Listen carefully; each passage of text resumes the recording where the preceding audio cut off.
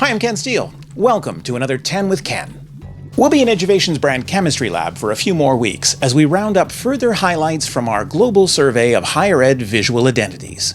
In the last 2 episodes, we looked at the top 10 trends in visual identity redesign, and I showed you how to design 4 committee-proof logos based on the results of more than 100 rebranding processes. So far, we've focused on what all those rebrands have in common, the safe or conventional approaches, as opposed to those outliers that take risks and succeed or fail, sometimes spectacularly. Let's start with an in-depth look at some of the particularly good redesigns of the past 24 months. This week, the world's best visual identity redesigns. Let's take 10 and get inspired.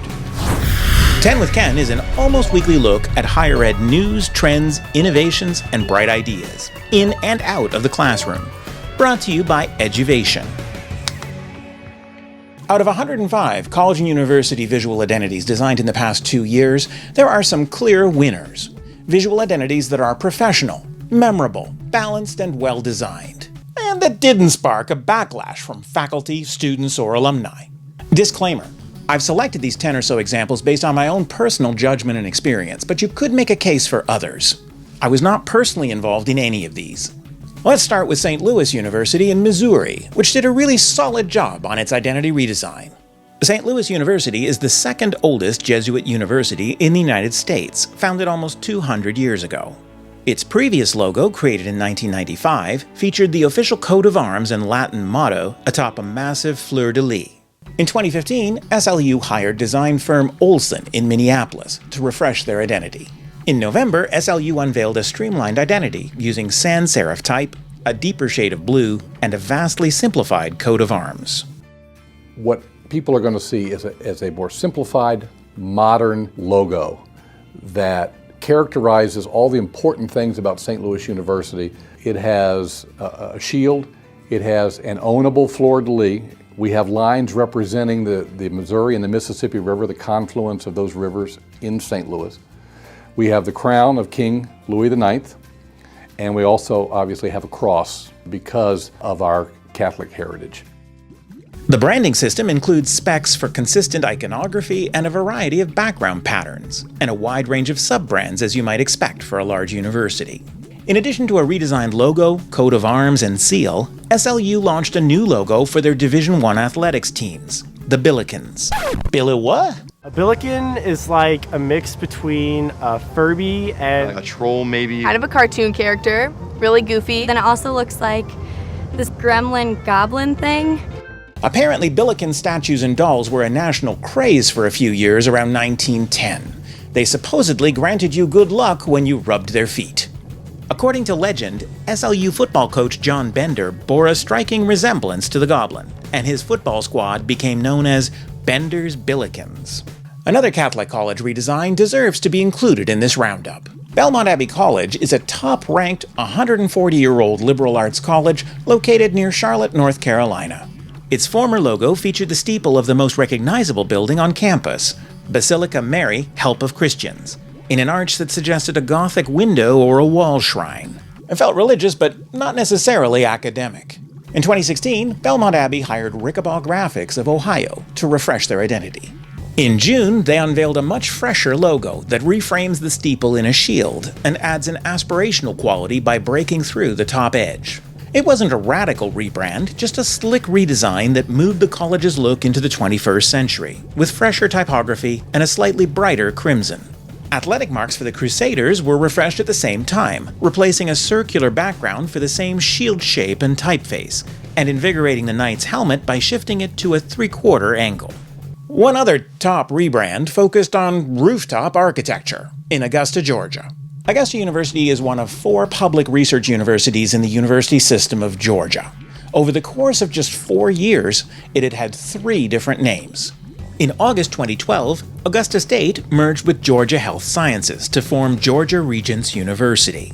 But after a lawsuit from Regent University in Virginia, the name was changed again 3 years later to Augusta University.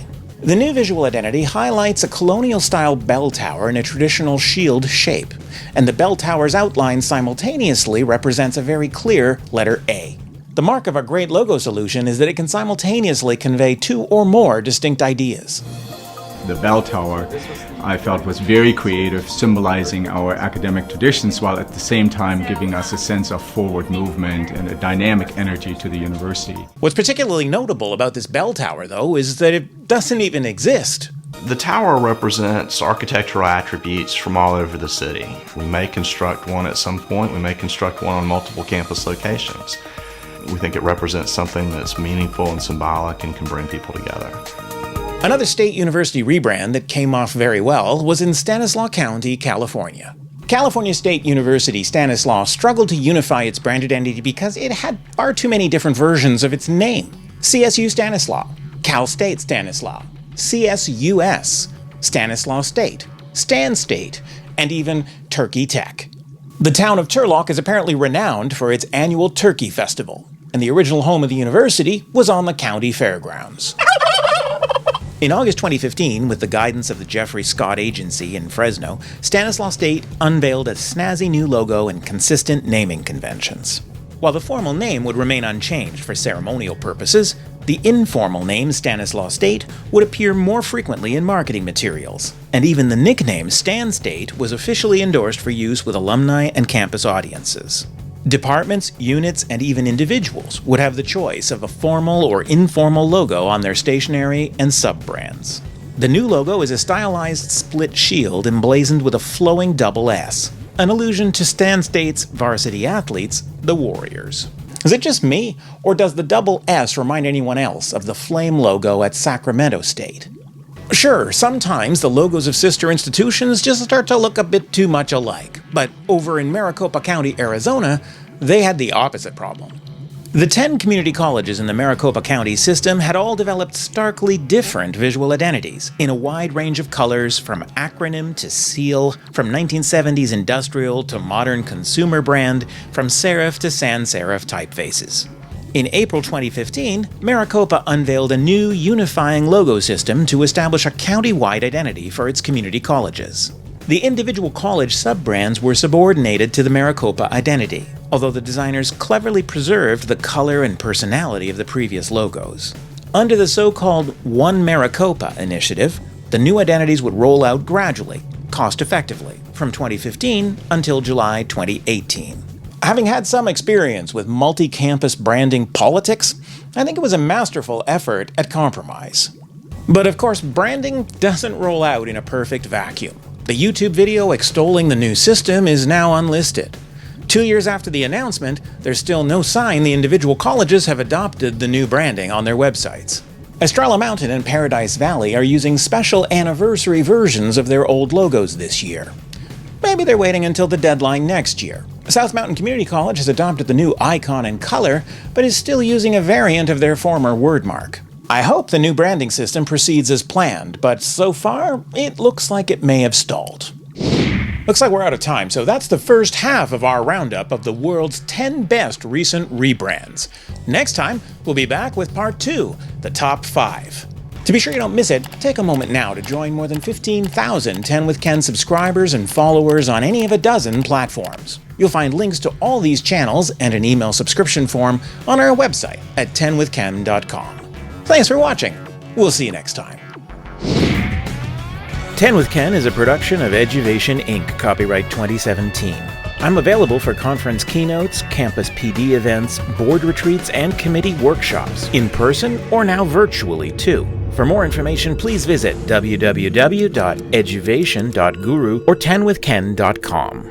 In the past couple of episodes, I've mentioned... In the past couple of episodes... Billy what?